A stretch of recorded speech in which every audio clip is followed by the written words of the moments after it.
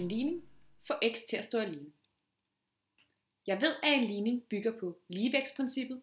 Noget er lig med noget.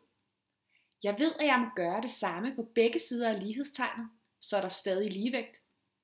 Jeg ved, at plus og minus er modsatte regningsarter. Jeg ved, at gange og division er modsatte regningsarter.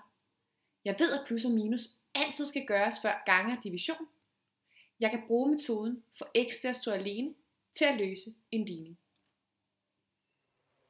Metoden for x til at stå alene kan man også lave uden en vægt og bare med et regnestykke. Det viser jeg nu.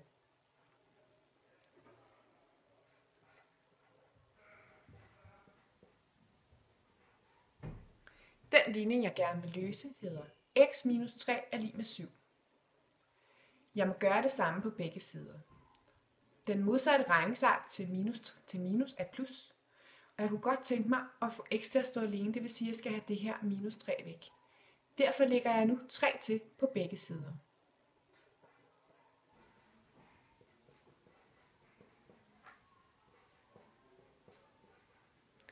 Nu har jeg lagt 3 til på begge sider, og der er derfor stadig ligevægt, for jeg måtte gerne gøre det samme på begge sider af lighedstegnet.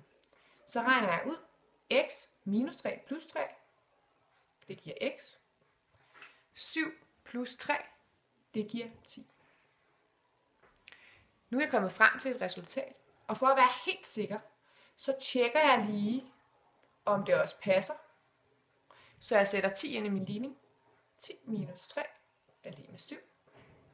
10 minus 3 giver 7, så det passer, og jeg kan sætte 2 streger under mit resultat. Når du skal løse en ligning, hvor der er mere end én regningsart, så skal du være opmærksom på, hvad du skal starte med. Det er x'et herover, vi rigtig gerne vil have til at stå alene. Som udgangspunkt skal jeg altid starte med plus og minus og få det væk. Så jeg starter med gerne at vil have det her minus 4 væk. Da den modsatte regningsart til minus er plus, så lægger jeg 4 til på hver side.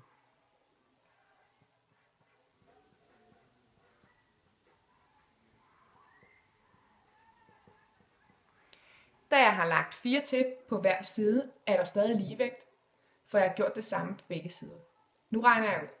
3x kan jeg ikke gøre mere ved lige nu. Minus 4 plus 4 går ud med hinanden.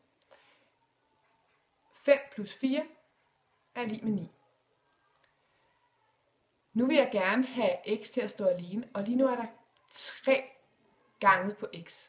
Den modsatte regningsart til gange er division, så jeg dividerer med 3 på begge sider for at få gange 3 væk.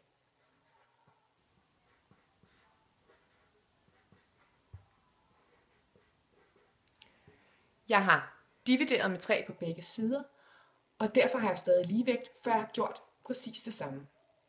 Nu regner jeg ud. X gange 3 divideret med 3. De går ud med hinanden. Tilbage har jeg x. Her 9 divideret med 3 giver 3.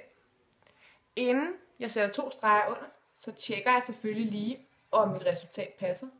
Og siger 3 gange 3 minus 4 giver 5. 3 gange 3 giver 9. Minus 4 giver 5. Jeg vil altså gerne sætte 2 streger under og sige, at jeg har lavet min ligning rigtigt.